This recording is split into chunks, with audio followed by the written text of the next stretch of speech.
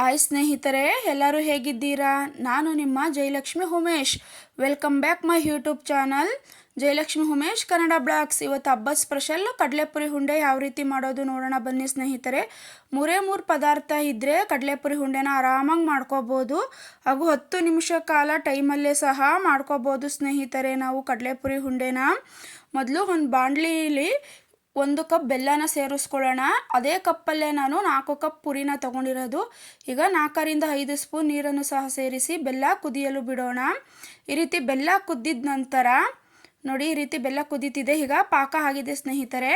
ಅದನ್ನು ನಾವು ಒಂದು ಪ್ಲೇಟಲ್ಲಿ ನೀರಿಟ್ಟು ಈ ರೀತಿ ಪಾಕ ಹಾಕಿದ ತಕ್ಷಣ ನೀರಲ್ಲಿ ಪಾಕ ಬೆರಿಬಾರ್ದು ಸ್ನೇಹಿತರೆ.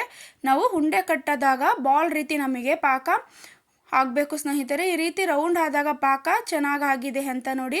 ಈ ರೀತಿ ಕೆಳಗಿಟ್ಟಾಗ ಡನ್ ಅಂತ ಸೌಂಡ್ ಬಂದರೆ ಪಾಕ ಪರ್ಫೆಕ್ಟ್ ಆಗಿದೆ ಅಂತ. ಈಗ ನಾನು 1 ಟೇಬಲ್ ಸ್ಪೂನ್ ತುಪ್ಪನೂ ಸಹ ಸೇರಿಸ್ಕೊತಾ ಇದ್ದೀನಿ. ಪಾಕ ಆಗಿದ ಕಾರಣ ನಾನು ಸ್ಟವ್ನ ಸ್ಲಿಮ್ಮಲ್ಲಿ ಇಟ್ಕೋತಾ ಇದ್ದೀನಿ ಸ್ನೇಹಿತರೆ. ಸ್ಟವ್ನ ಸ್ಲಿಮ್ಮಲ್ಲಿ ಇಟ್ಕೊಳ್ಳಿ.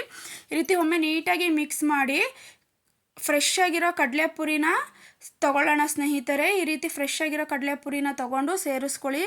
ಪುರಿ ಏನಾದರೂ ಮೆತ್ತಗಾಗಿದ್ದರೆ ಒಂದು ಸತಿ ಬಾಣಲಿಗೆ ಹಾಕಿ ಪುರಿನ ಬಿಸಿ ಮಾಡ್ಕೊಳ್ಳಿ ಸ್ನೇಹಿತರೆ. ನೀವು ಪುರಿ ಹಾಕಿದಾಗ ಗ್ಯಾಸ್ ಸ್ಟವ್ವು ಸ್ಲಿಮ್ಮಲ್ಲೇ ಇರಬೇಕು ಸ್ಟವ್ವು. ಈ ರೀತಿ ಒಮ್ಮೆ ನೀಟಾಗಿ ಮಿಕ್ಸ್ ಮಾಡಿ ಒಂದು ಬಟ್ಲಲ್ಲಿ ಸೈಡಲ್ಲಿ ನೀರು ಇಟ್ಕೊಂಡಿರಿ ಸ್ನೇಹಿತರೆ. ಯಾಕಂದರೆ ನಾವು ಪುರಿ ಉಂಡೆನ ಬಿಸಿ ಇದ್ದಾಗಲೇ ಕಟ್ಕೋಬೇಕು. ಬಿಸಿ ಕೈಗೆ ತಾಕಬಾರ್ದು ಅಂತ ನೀರನ್ನ 2 ಕೈಗೂ ಹಚ್ಕೊಂಡು ಈ ರೀತಿ ಉಂಡೆ ಮಾಡ್ಕೊಳ್ಳೋದು ಸ್ನೇಹಿತರೆ. ನೋಡಿ, ಈ ರೀತಿ ಉಂಡೆ ಮಾಡ್ಕೊಂಡಿದ್ದೀನಿ ನಾನು. ಈಗ ಕಡಲೆಪುರಿ ಉಂಡೆ ರೆಡಿಯಾಗಿದೆ ಸ್ನೇಹಿತರೆ. ಕೇವಲ 10 ನಿಮಿಷದಲ್ಲಿ ರೆಡಿಯಾಗಿದೆ ನಮಗೆ. ಥ್ಯಾಂಕ್ ಯು ಸ್ನೇಹಿತರೆ. ಪ್ಲೀಸ್ ಲೈಕ್ ಮಾಡಿ, ಶೇರ್ ಮಾಡಿ, ಸಬ್ಸ್ಕ್ರೈಬ್ ಆಗಿ. Thank you.